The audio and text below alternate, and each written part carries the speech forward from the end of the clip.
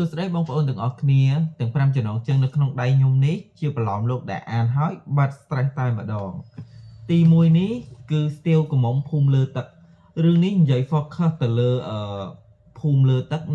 នៅភូមិបាក់ព្រាខេត្តបាត់ដំបងនិយាយពីថាតួស្រីនឹងគឺជាស្ទាវបង្ហោះទូកតែម្ដងរឿងទី2នេះស្នេហានេះចាស់ទុំរៀបចំឲ្យ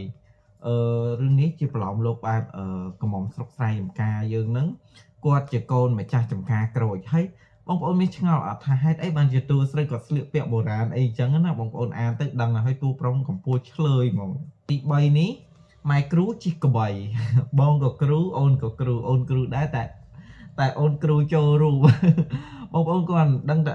គាត់ឮប៉ុណ្ណឹងក៏ដឹងថាសាច់រឿងហ្នឹងក៏ផ្លុកកំ pl ែងប៉ុណ្ណាដែររឿងនេះតួស្រីនេះគាត់រៀនចប់បាក់ឌុបហើយក៏ប៉ុន្តែគាត់អត់ទាន់មានលទ្ធភាពរៀនបន្តទេអញ្ចឹងគាត់ត្រូវប្រឡំធ្វើគ្រូបោកប្រាស់អីចឹងហើយដល់ពេលតួប្រុសនេះគឺលក្ខណៈថាគាត់គ្រូពេទ្យអីចឹងទៅសាច់រឿងនេះនិយាយវែងឆ្ងាយមែនតើហើយពេលអានទៅកន្លែងខ្លះក៏កំសត់ដែរកូនកំមុំស្បែកជើងផ្ទាត់បាទបន្តពីរឿងស្នេហានេះចាស់ទុំរៀបចំឲ្យរឿងនេះតួ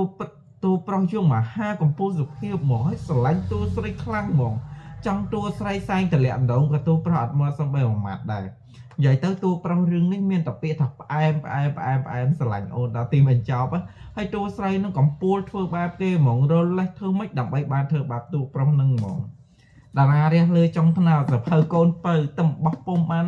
ប្រហែលខែទេតែឥឡូវចិត្តដាច់ស្តុកហើយសភៅនេះតួស្រីនេះក៏គេមានក្តីសម័យចង់ខ្លាយជាអ្នកចម្រៀងប៉ុន្តែបច្ចុប្បន្ននេះគាត់ជាអ្នកចម្រៀងតាមភ្លេងការនៅឡើយទេហើយគ្រួសារគាត់នឹងប្រគំភ្លេងខ្មែរបុរាណតាមនេះតាមពិធីមង្គលការរបស់ខ្មែរយើងនៅស្រុកស្រែជនបទអីចឹងហើយតួប្រុសគាត់មានបញ្ហាមួយដែលគាត់ចុះទៅស្រុកស្រែចំការនឹងហើយក៏ជួបគ្នាហើយមានរឿងបញ្ហា